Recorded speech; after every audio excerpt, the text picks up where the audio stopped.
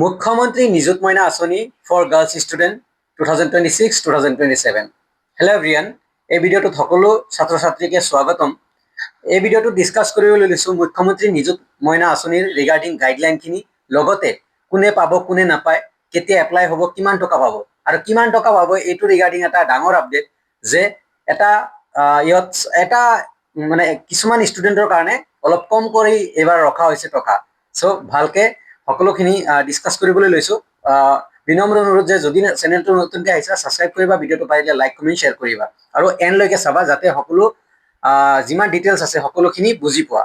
First of all যে guideline যিটো memorandum দিছে, ইয়াতে লিখা আছে guideline for providing financial assistance to the incentive to girls student under the Mukhyamantri Nijut Moina আঁচনি who enrolled are government higher education institution.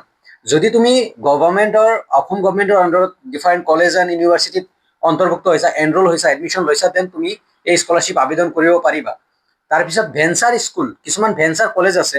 চ' সেই venture কলেজত যদি আছা, যদি সেই ভেঞ্চাৰ কলেজখন অসম গভৰ্ণমেণ্টে অপাৰেট কৰি আছে, দেন তুমি এপ্লাই কৰিব পাৰিবা বা তুমি পাবা নিযুত মইনা আঁচনি তুমি পাবা।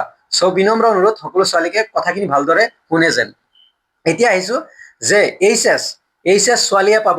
H S first year second year, যিমান ছেকেণ্ড ইয়াৰটো অলৰেডি কৰিছে, H S first year H এছৰ ছোৱালী পাব, হায়াৰ ছেকেণ্ডেৰী ছোৱালীবোৰে পাব। তাৰপিছত U G course BA BSc BCom ITEP কৰ্চৰ যিখিনি ষ্টুডেণ্ট আছে সকলোৱে নিযুত মইনা এপ্লাই কৰিব পাৰিব, সকলো ছোৱালীয়ে। MA MSc MCom বা BEd, MA MSc MCom BEdৰ নতুনকৈ এইবাৰ ইনক্লুড কৰা হৈছে। BEdৰ ছোৱালীও নিযুত মইনা আবেদন কৰিব পাৰিব, বা MA MSc কৰা ছোৱালীবোৰে বা MCom কৰা ছোৱালীবোৰেও নিযুত মইনা এপ্লাই কৰিব পাৰিব। তাৰপিছত পলিটেকনিক, যিবোৰ ছোৱালী পলিটেকনিক কৰা অসম গভৰ্ণমেণ্টৰ আণ্ডাৰৰ যিখিনি কলেজ আছে, সেইখিনি কলেজত যদি পলিটেকনিক কৰি আছা, দেন তোমালোকে আবেদন কৰিব পাৰিবা নিযুত মইনা। তাৰে পিছত আবেদন কৰিব পাৰিব চেল্ফ ফাইনেন্স, যিখিনি চেল্ফ ফাইনেন্স ষ্টুডেণ্ট আছে, চেল্ফ ফাইনেন্স কৰ্চৰ আছে বা প্ৰফেচনেল কৰ্চৰ আছে, সিহঁতেও আবেদন কৰিব পাৰিব। ইয়াতে জাষ্ট এটা বস্তু যে private educational institution, private college ইউনিভাৰ্চিটিৰ ষ্টুডেণ্টে আবেদন কৰিব নোৱাৰে, ছোৱালীবোৰে আবেদন কৰিব নোৱাৰে। অ'কে, ইয়াতে আহিছোঁ এতিয়া মই গোটেইখিনি ক'লোঁ, আৰু ইয়াতে কেইটামান ইম্পৰ্টেণ্ট হেডলাইন, সেইখিনি হ'ল যে যদি তুমি the student girl student receive scooter as part doctor Banikanta Kakati merit award under the Pragyan Bharati Scooty scheme বা Pragyan Bharati scheme implemented by higher education shall not be eligible. যিবোৰ ছোৱালীয়ে স্কুটি ল'ব, সেইবোৰ ছোৱালী নিযুত মইনাৰ বাবে মানে এলিজিবল নহয়। যিবোৰ ছোৱালীয়ে নিযুত মইনা ল'ব, বা যদি তুমি নিযুত মইনা লোৱা দেন স্কুটি ল'ব নোৱাৰা, যদি স্কুটি লোৱা দেন নিযুত মইনা ল'ব নোৱাৰা। দুটাৰ এটা, মানে যিকোনো দুটাৰ এটা ল'ব লাগিব, যিকোনো এটা ল'ব লাগিব, যিকোনো এটা ল'ব লাগিব। তাৰে পিছত MA গ'লো, BSc গ'লো, BA BSc BCom ITEP polytechnic post গ্ৰেজুৱেশ্যনৰ BEd সকলোৱে আবেদন কৰিব পাৰিব। তাৰপিছত এটা যদি তুমি ৰেগিং, তাৰপিছত তোমাৰ কলেজ ইউনিভাৰ্চিটিৰ ৰুলছ ৰেগুলেশ্যন নামানা, ৰেগিং এক্টিভিটিত বা কিবা আদাৰ এণ্টি ছ'চিয়েল এক্টিভিটিত ইনভলভ হোৱা, দেন তোমাৰ এই আঁচনি কাট যাব পাৰে। অ'কে, ইয়াতে মষ্ট ইম্পৰ্টেণ্ট এতিয়া আহিছোঁ eligibility criteria. The incentive is meant for all the eligible girls student in domicile in Assam, মানে অসমৰ বাসিন্দা, অসমৰ ছোৱালী হ'ব লাগিব। তুমি অসমৰ ষ্টুডেণ্ট হ'ব লাগিব, বাহিৰৰ ষ্টুডেণ্টক নিদে, যিহেতু অসম গভৰ্ণমেণ্টে দি আছে।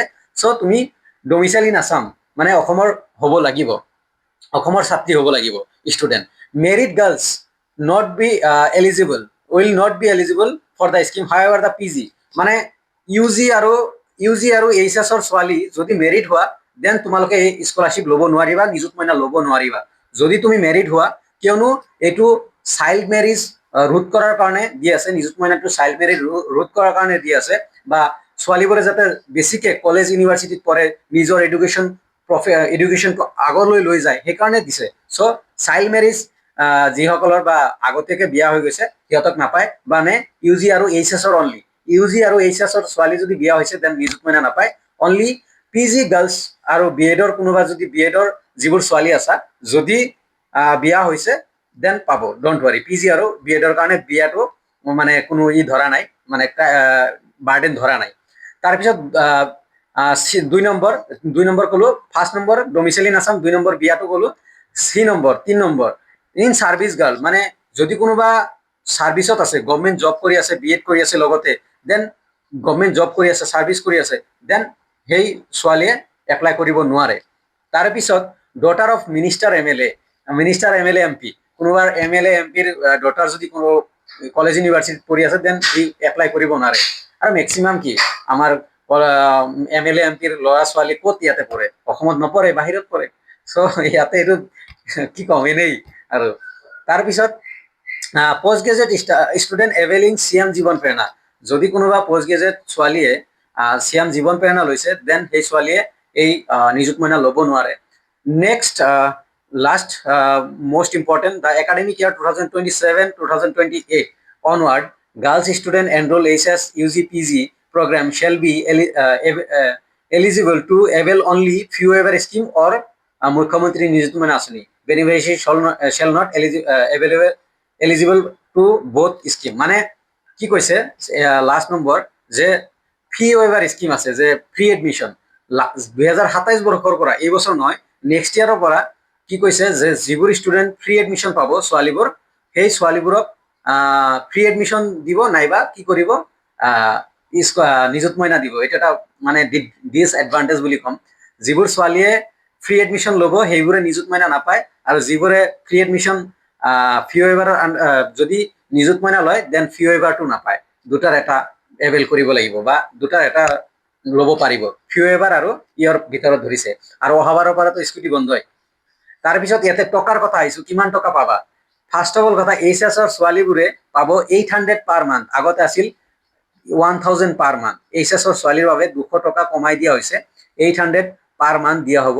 আৰু ডিগ্ৰীৰ ছোৱালী আণ্ডাৰ গ্ৰেজুৱেট 1250 ৰুপিছে ৰখা হৈছে 10 মান্থ, সকলোখিনি 10 month per 800 per month for 10 month HS student, HS girls, আৰু 1250 rupees for undergraduate girls for 10 months, আৰু 2500 rupees for PG girls student per month, 2500 rupees for 10 months. Okay, আৰু BEdৰ খিনিও চাগে 2500 দিব, ইয়াতে ইনক্লুড কৰা নাই, BEd লিখা নাই। Eligible student enrol post graduate program maximum 10 month, BEdৰ লিখা নাই। চ' 2500 দিব BEdৰ খিনিকো চাগে।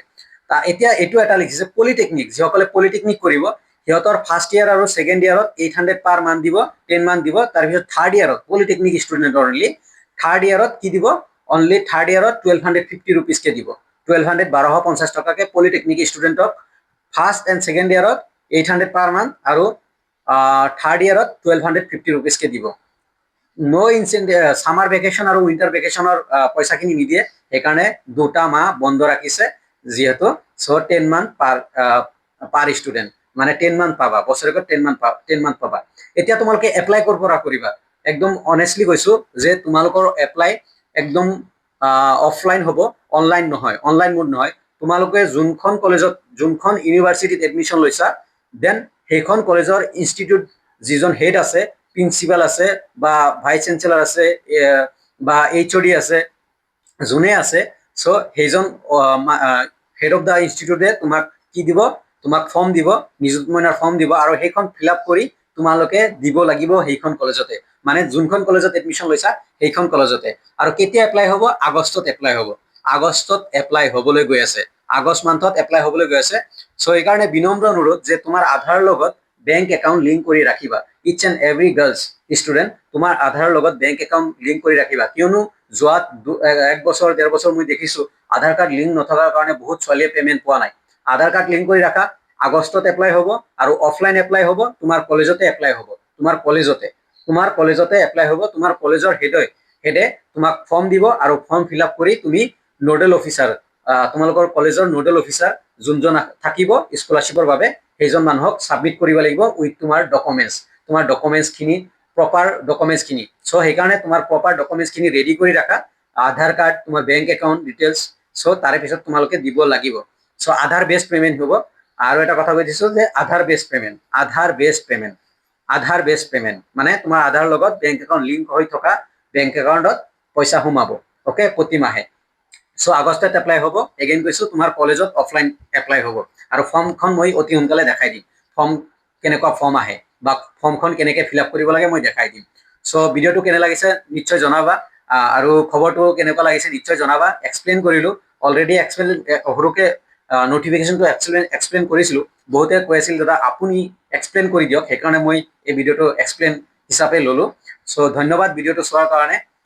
চ' এগেইন কৈছোঁ, স্কুটি নাইবা নিযুত মইনা দুটা এটা ল'ব পাৰিবা যিসকলৰ 80 এণ্ড এবভ। এইবাৰে লাষ্ট স্কুটি দিব।